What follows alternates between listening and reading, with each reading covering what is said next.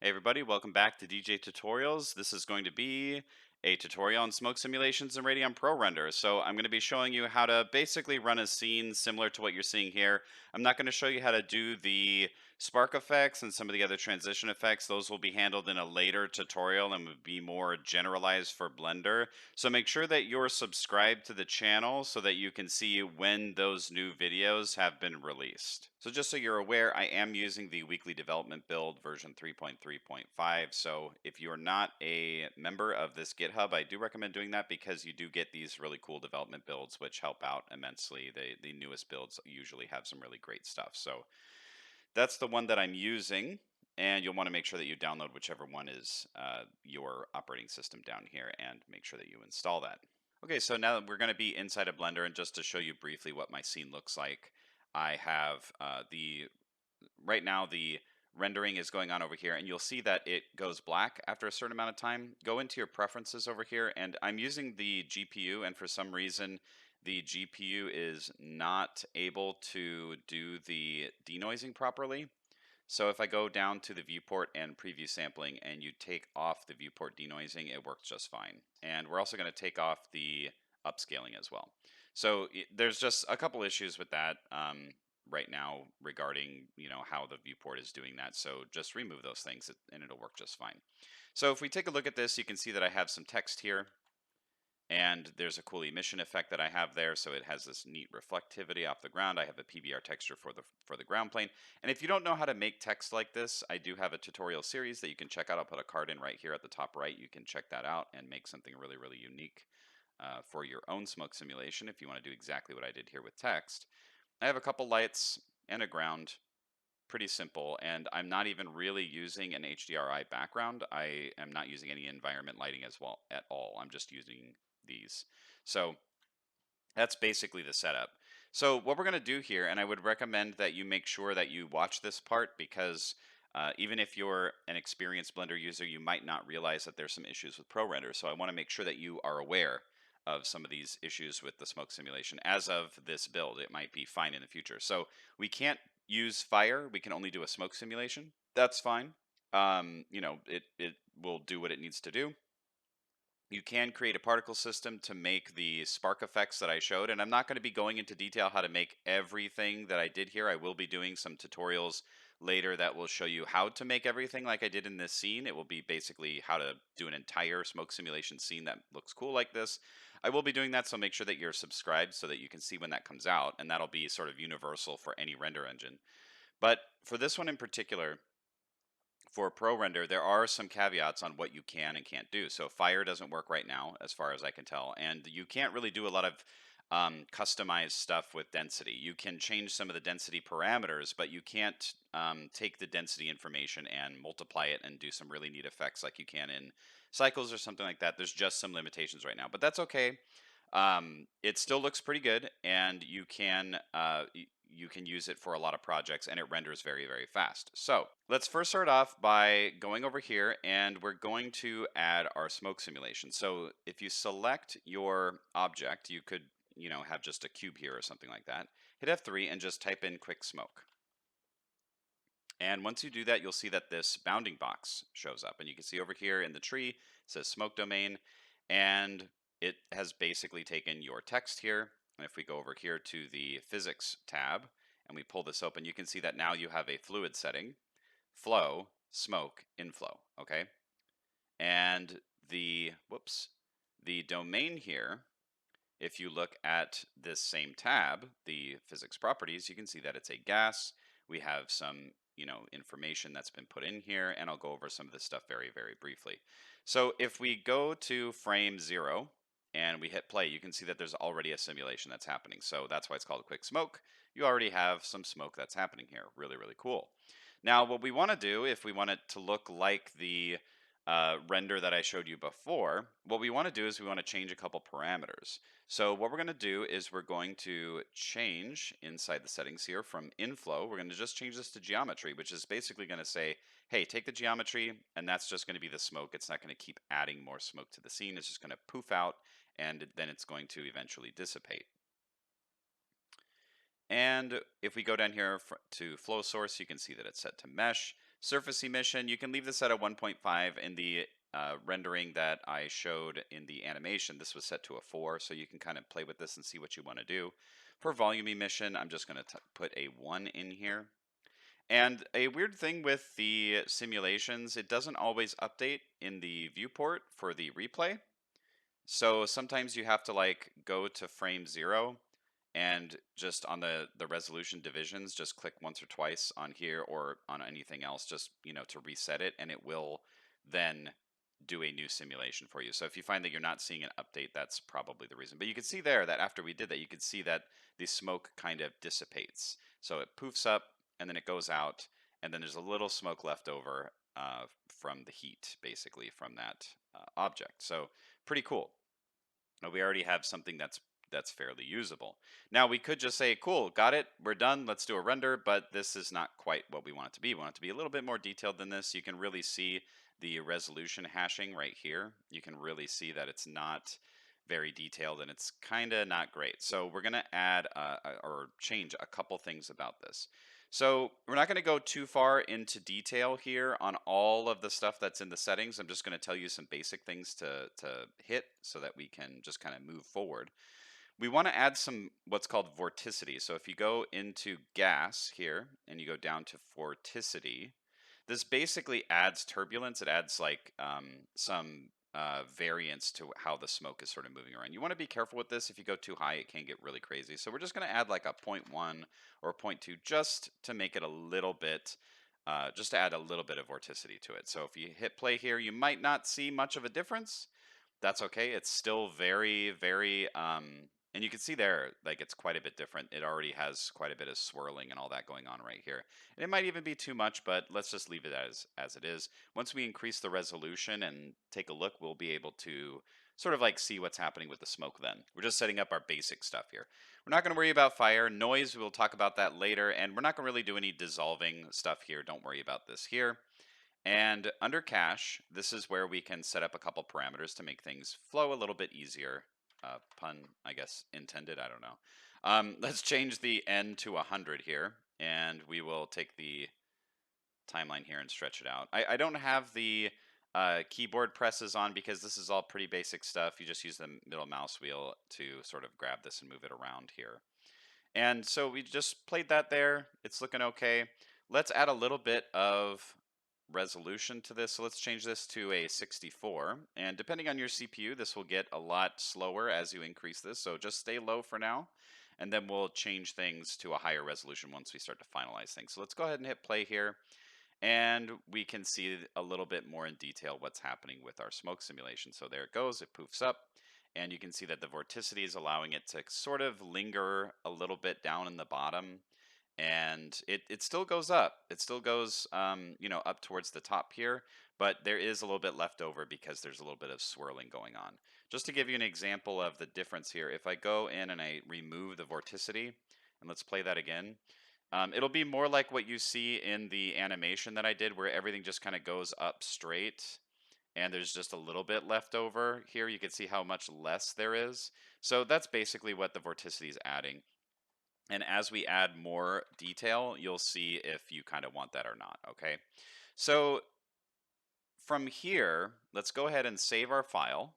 Oh, really quick before you save, go down to cache and just make sure if you click on this little folder here, make sure that you're saving inside of, you can see here that I made smoke cache. It made its own folder that's called this crazy thing. I'm going to go ahead and delete that. And I made this folder here, go inside there and hit accept. And you can save it wherever, but a lot of times this just saves into a temp file and you might not know where it is. So make sure that you're setting that in a location because it will take a lot of space to run this simulation. So keep that in mind. But as we change that, you can see now I have to rerun the simulation and it basically looks, the same. It's just we change the location of that cache. So now let's go ahead and save that we've done that adjustment there. And I'm just going to keep this end frame at 100 just so that we don't get too crazy with the time because once we start to increase the resolution here, it's going to take quite a bit longer to do these things. Plus, we're going to be adding some of the noise here as well, which is going to basically add some up-res to this. So let's just know that it's going to take a little bit of time once we start to increase these numbers. So one thing that you should not select, okay, and I'm letting you know right now, don't select the adaptive domain. If you select adaptive domain, for some reason, ProRender, once it gets to the rendering, it'll look fine in your viewport and everything, and it looks fine in cycles, but once you go to render in ProRender, for some reason, the smoke becomes scaled in a weird way. So that's just this build. I hope they switch that soon, because by clicking adaptive domain, it actually saves quite a bit of time on your on running the cache here. But it is what it is. You could run something and then export a file and then import it later, but we're not going to worry about that. We're just going to use it as it is. So don't select the adaptive domain. So from this point here, we saved. And let's go ahead and we're going to go here to cache. And I am going to talk about some of this stuff here. So we're going to change this from replay to modular. And what that means is we're going to be able to bake, and this is the same thing like the fluid simulation stuff. So I'm going to put a card in here. If you don't know how to do fluid simulations, I have a whole bunch of pointers on how to do this. Go here to bake data. You can see that there's this information thing here, and I'll talk about that in a second. But you can bake the regular simulation here. Then if we go down to where it says noise, you can then bake this later. So it's done in sections, so it's not all baked together at one time. Then if we scroll back down to the caching here and we click on this is resumable, okay? From there, we're not going to worry about this stuff here. From there, if you go up to the top, you can see that that information is gone. And basically what that means is if I hit bake data and I hit escape, you can see right here it says fluid bake data canceled, but I can resume or free my bake. So I can click resume at any time and it will continue going. So let's say I wanted to check the cache, go back, I can replay that, see how that's going, and I can resume from there, or I can leave it where it's currently at. I can go down to noise, click the add noise, bake the noise, click hit escape, and I can see what the noise is doing. Okay. So, and you can see when it changes too. So if I scroll through, it pops. Did you see how it popped there? So the bake is not quite done for the noise section, and it's not quite done for the whole part of this main part of the simulation. So hopefully that makes sense. Basically, you won't be able to see the rest of this part of the bake until you bake the rest of the noise. So if I click resume, you can see that it stopped there because I don't have any more information for it to put noise into. But now I can see what that noise looks like up to that point in our bake. Okay.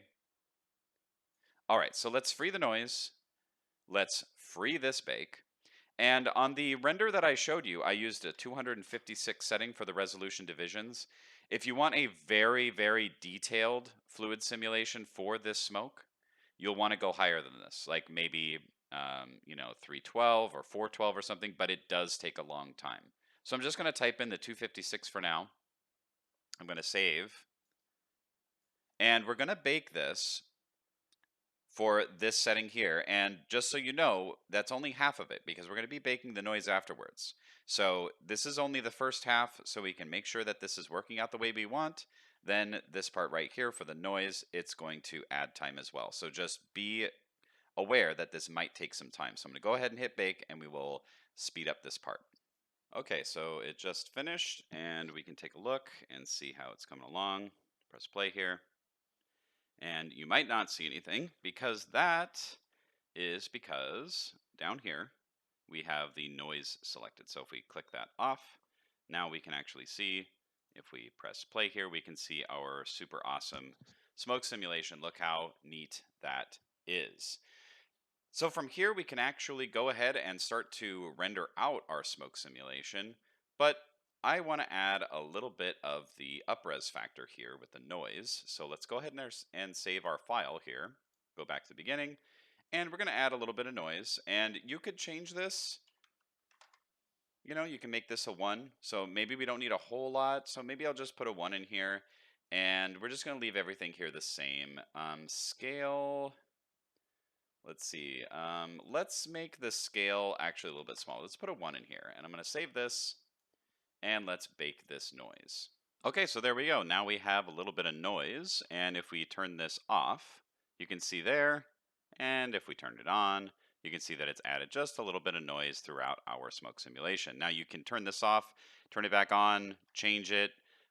You can rerun it with a couple of different upres factors. You can change the scaling. You can do all that kind of stuff on your own, but we're just going to go ahead and go with this and get on to the materials part of this. So if we go over here, I'm just going to move this over. We're going to move this down. And I could go to another tab here, but I just don't care. So if we go here and let's hit T there to hide that. And let's change this over here to the shader editor. And you can see that there's already, and if you don't see this, you can hit A, like let's say that you're over here like this and you can't see anything, hit A, then period on your numpad, and you will be able to see that there's a principled volume already here. So let's save, and let's take a look at what this looks like when it's rendered out. And there we go. We have a smoke simulation that's already there, all right? And if we go here to the density, you can see that it's already set to density here. You don't have to really add anything. You can change the color. You can make this green. You can make this red or orange. You can even throw a gradient in here if you want and do something that actually transitions to something else. But we're just going to change this back to a gray value. And let's make it a little bit whiter. Let's put it all the way up to white or something like that to make it a little bit more clear and obvious.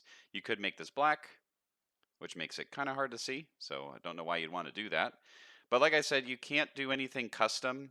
So if I go in here and I go to input and I go to volume info and let's save, if I take the density here and I put this into the density, it actually doesn't quite do what I want it to do. If I search for math, and let's just use the RPR math, and if you add, and let's actually change this to, I don't know, a different color, or you can make this black and it won't do anything. If I change this to a float value and I make this 0, and if I make this 10, it's pretty much exactly the same. And if I take this and I multiply, which normally what you would want to do is you'd want to take this density here, you'd want to multiply that factor there, and then you would add another RPR math node or a different sort of math node like this, and take this and you would multiply this value by a good margin. That would actually make the less dense areas not as noticeable and the more dense areas more noticeable, and it makes it a little bit more customized.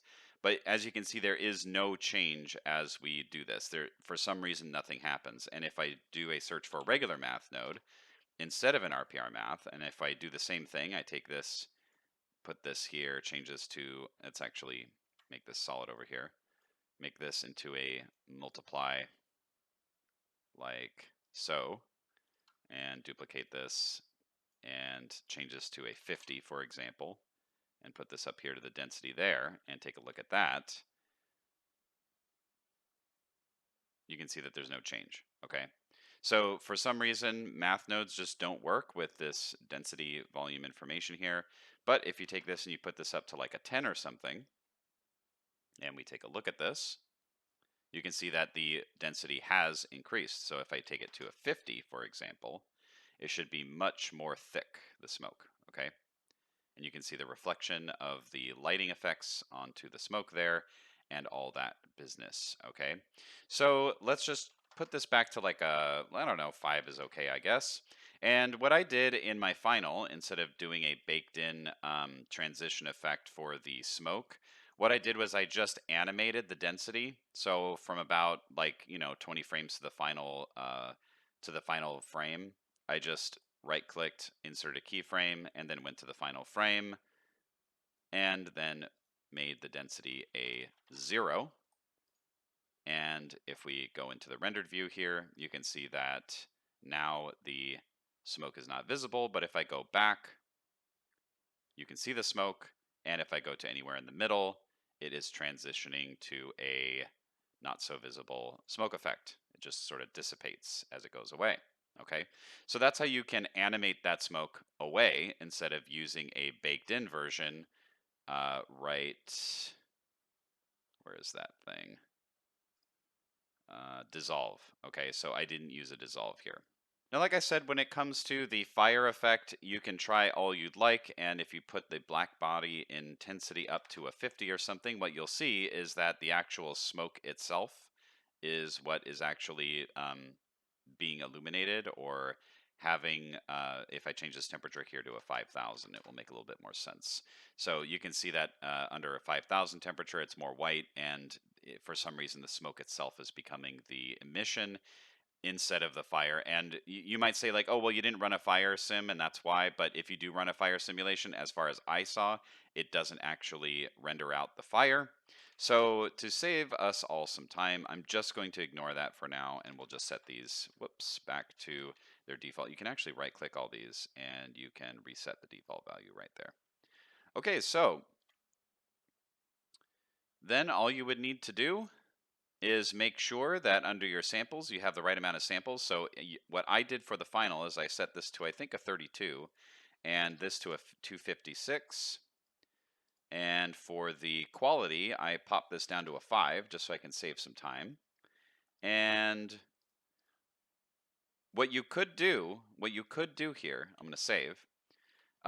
You could actually add a motion blur, but the motion blur only works on the CPU render. So if I add motion blur here and I keep this on a 1, and we look at this as the rendered view, you might not see it in the viewport, but if you run the simulation, or if you run the render, you should see a time blur or a motion blur happening with your smoke, which helps to just smooth out some of the sections that don't look so great. It will help out a little bit in that. So, if you want to do that, feel free to do that. I just didn't want to spend all that time rendering for it to not look really cool. And I'll put up an image here that shows a comparison between a frame that has motion blur applied with the spark effects. And I'll show you how to do the spark effects in a later tutorial. I just didn't want to do that for this one. So the spark effects there, you can see that they have a sort of like a trail going away from it, which looks really, really, really neat. But it does take a lot longer, at least on my computer, to do CPU renders. It takes like, I don't know, 10 minutes or something per frame rather than 2 minutes. So I didn't want to do that for the final. But hopefully soon they will get it so that the GPU can render out those motion blurs. The next thing that we'll do here, like I always say, is you want to increase your final dimensions. So I rendered at 150%, so that's 2K. I rendered it out at 2K for the final render so that it can be shown in regular HD format, so 1920 by 1080. But you could go 4K if you're doing a single image. So let's go to a frame like, I don't know, this one here. And let's save. And let's just change a couple other things. So in the sampling, yeah, I think everything else is fine. You could, actually, let's change one more thing here. So if you go to the pixel filter, you can see that I have 1.5. That helps with some of the fireflies, so maybe go there. If you want more detail, you can change this to a 1, but I wouldn't recommend it. And then clamping here, let's just clamp the radiance to a 10, just like cycles, so that it's a little bit more comparable when we're doing a cycles render. And let's render this out, and I will mute as this renders. Looks like I actually did not turn on my GPU, so let's turn on the GPU so this is a lot faster. And let's hit F12 to render that again. So we can see as it's finishing up here, it's looking pretty nice. There's a couple things that we could do actually. Let's actually add some depth of field here. So what we can do is we can go here to the camera options here. If we select it from the tree, go to the camera, and the focal length is set to 50. Let's actually make this look a little bit larger. So what I'm going to do is I'm going to add some focal length, make it about maybe 100 or something, which will sort of flatten things out. It won't make it look so miniature. I'm going to go to the side view here, and I'm just going to actually G and then Y to lock it, and we're just going to pull it out a bit to about here, maybe there, like that. And let's add some depth of field. So if we go down here to depth of field, we can change this to a focus object. And I already have an empty here, so we can turn the empty on. You can add this by hitting Shift A and empty, and call it probably camera target here, camera target. And I have the camera pointed at the text right now, so there's no need to, actually it looks like it's pointed at this, the camera target here. So let's actually hit G and Y, and let's actually move this in the negative direction here towards the front. And we're going to click back on the camera. For the focus object, we're going to choose the camera target. And for the f-stop, let's try a 1 and see how that looks. And you can see that there's some nice defocus stuff going on there. Maybe we can do a 0.5. Is that too much? Let's see. That's a really shallow depth of field, but let's actually change this. Let's make it a 0.75. Let's just do that. Save that, render it out again, and see how it goes. So there we go. That's our final image there. And we can go up here, save the image, name it whatever you want, change it to whatever sort of format you want, and save that out. If you're doing a sequence, you might want to make sure that you do a regular sequence. If you're concerned about the amount of noise in here, you can always increase the number of samples to whatever you'd like. If you're doing a still frame, you might want to increase the sampling to, I don't know, like 500 samples or something and see how that goes. You can always do a denoise, but for smoke effects and things like this, sometimes the denoising doesn't look super great. And I'll put a card here at the top where you can see how you can actually do a denoising with ProRender because it's a little bit different. And that is going to be it for this tutorial. So thanks so much for following along. Hopefully you were able to follow this and do a cool smoke simulation using ProRender. For any of the other tutorials that are coming out, make sure that you're subscribed to the channel and throw a like in there. It really helps me out. And I will see you all next time on DJ Tutorials.